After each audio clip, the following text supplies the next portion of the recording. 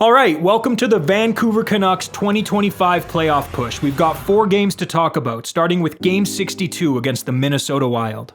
Vancouver was 1 point out of a playoff spot heading into this one, and with Quinn Hughes still out of the lineup with an undisclosed injury, not only did they need Filip Hronek to step up, but they really needed Elias Pettersson too as well.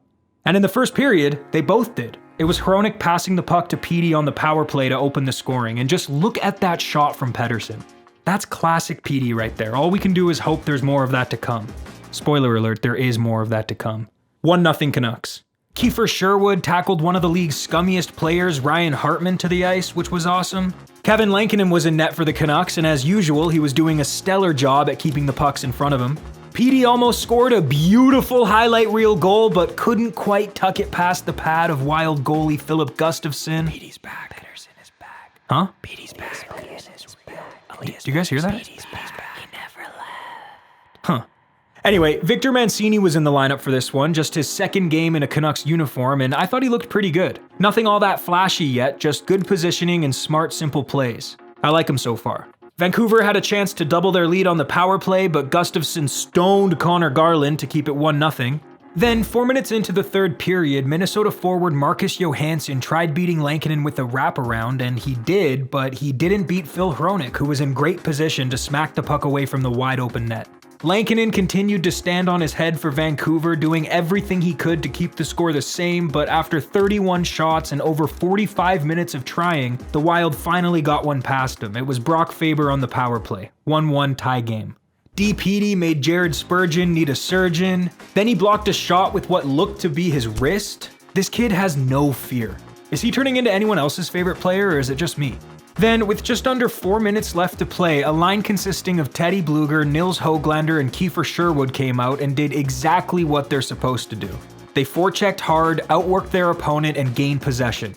The puck eventually found its way to Hronek, but instead of detonating an H-bomb from the blue line, he made a killer heads-up pass to Sherwood, and Chief Keef buried it past Gustafsson to put the Canucks back up by 1 with just a few minutes left to play. Simply gorgeous. Minnesota pulled their goalie to push for the equalizer, but before they could get anything going, Tyler Myers freed the puck up for Pius Suter, who cleared it down the ice, and then thanks to Teddy Blueger's relentless hustle, he was able to beat Brock Faber to the puck and tap it into the empty net to seal the deal for Vancouver. The Canucks beat the Wild 3-1 and moved 1 spot closer to that final wildcard spot. Now, before I get into the next game, I just gotta give a quick shout out to the sponsor of today's video, MANTA Sleep.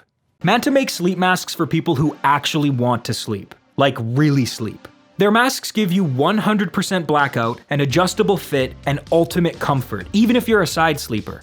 I've been using mine every single night and it's been so helpful. It feels like shutting off the arena lights after a big win. Total darkness, pure bliss. If you're ready to sleep like a goalie after a shutout, calm and unbothered, grab your MANTA sleep mask today and use my code NUCK10 for 10% off at checkout. Again, click the top link in the description of this video and use code NUCK10 for 10% off at checkout. Your future well-rested self will thank you. Now, on to Game 63 against Mikko Rantanen and the Dallas Stars. Elias Pettersson picked up right where he left off last game. He was an offensive threat right out the gates, nearly blasting one past former Canuck goaltender Casey DeSmith less than 2 minutes into the first period, but he was foiled by the post.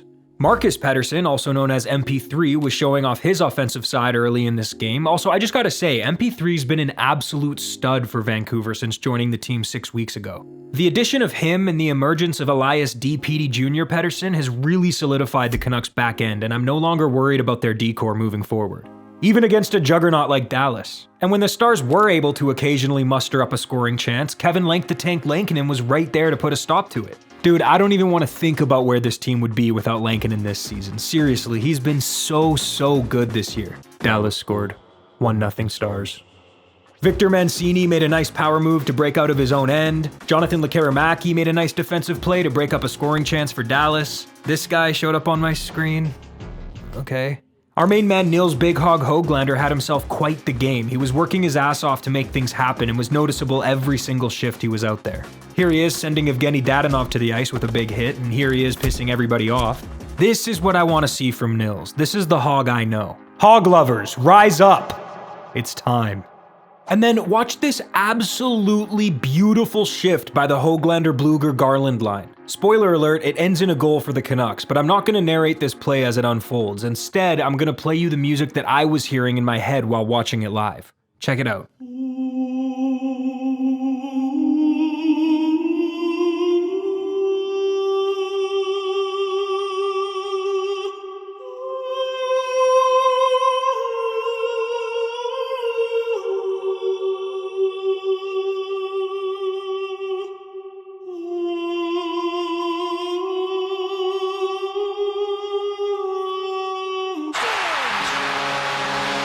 Did anybody else tear up while watching that? Yeah, no, me neither. Obviously. That would have been weird. That would have been so crazy. I didn't cry. Stop. I didn't cry. By the way, that was Derek Forbort's first goal in 753 days. 1-1 tie game. Drew O'Connor had a chance to score. Filip Hronek had a chance to score. Dallas scored.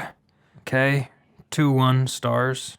Look, we all know how this game ended, okay? It happened last week. I'm not going to beat around that bush. But here's the thing. The Canucks put up a good fight. It's not like they got their asses handed to them. Dallas is just a really good team that just got even better by adding Mikko Rantanen at the deadline. And I'm not making excuses, but the Canucks don't have Quinn Hughes, which is a big problem. The Canucks gave it their all, and unfortunately that wasn't enough. And with 2 third-period goals, one of them being an empty net for Rantanen of all people, the Canucks lost 4-1 to the Stars, but what really made this one sting is the fact that Calgary won a game the day before and leapfrogged over the Canucks in the standings. It's getting tight, boys. Anyway, let's move on to Game 64 against the pesky Montreal Canadiens. This one wasn't quite a must-win, but it was definitely a please! Oh God, please! Win. Montreal scored a minute into the game. 1-0 Canadiens.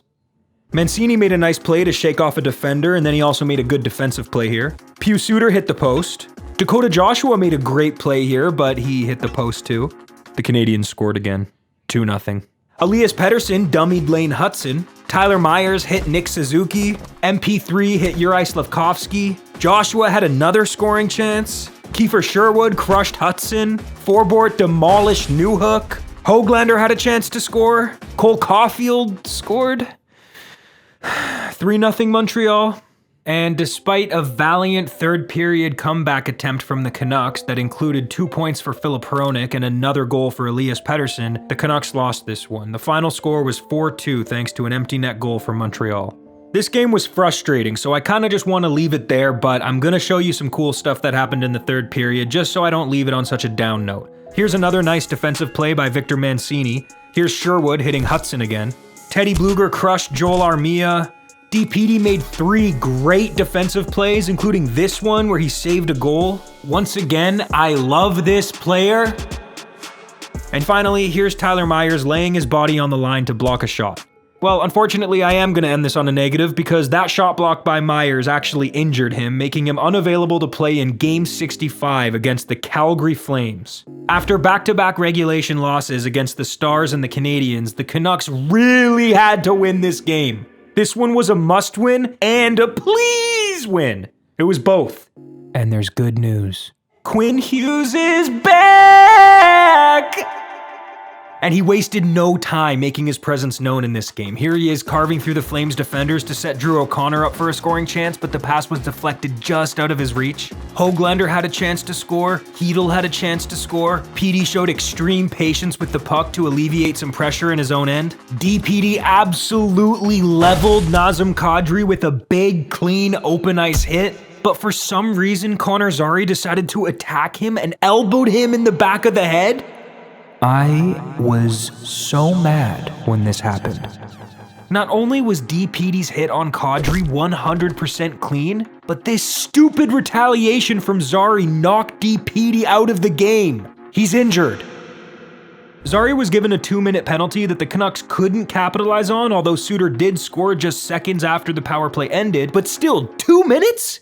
Luckily, the next day, the league did hand Zary a 2-game suspension, but still, he injured D-Petey. Actually, he's totally fine. 1-0 Canucks. Kadri scored 4.5 minutes later to tie the game. 1-1.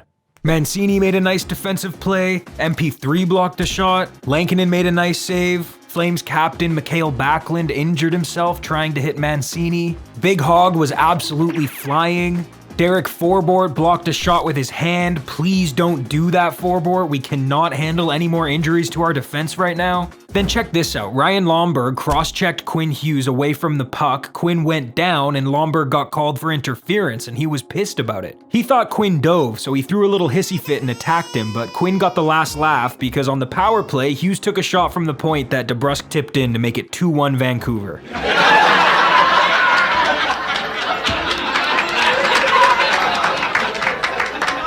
And then Garland drew a penalty, giving the Canucks another power play, and the Flames tied it up shorthanded.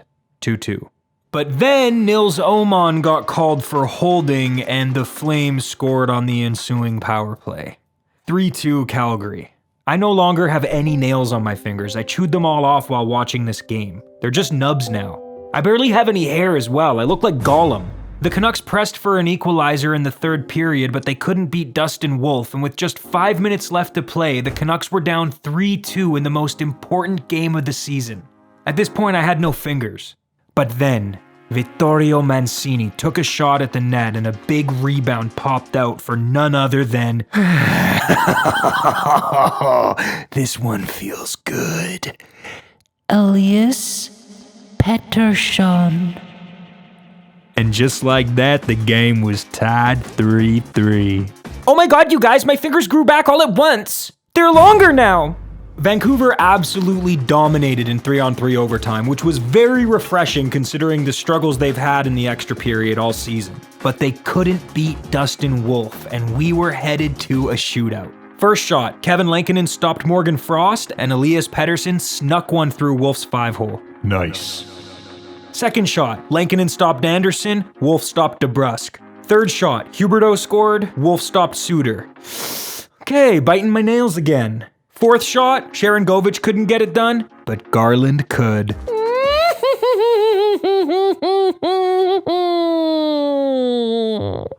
The Canucks beat the Flames 4-3 in a shootout and are now still outside of the playoffs, but they're getting close. Shout out to these geniuses for predicting the scores correctly. If you want a chance to be shouted out in my next video, comment your score prediction for the next 2 games against the Chicago Blackhawks and the Utah Hockey Club. Thank you to these wonderful Nuckheads for supporting what I do by clicking the join button. Thank you for watching. I'll see you next week. He's an excellent player, and you don't get to where he's at as a player in person without being competitive and having inner drive, and it's been a tough go for him this year, but for him to show up the way he has the last couple games, that's big time, and really happy for him. That's my captain. Hey guys, I just wanted to let you know that 2 of my other videos just popped up on the screen, and you should probably keep watching them. I think it would be best for all of us. So just click one or tap one, whatever, if you're on your phone or your computer or your TV. I don't know how if you'd click a button. Just keep watching my videos.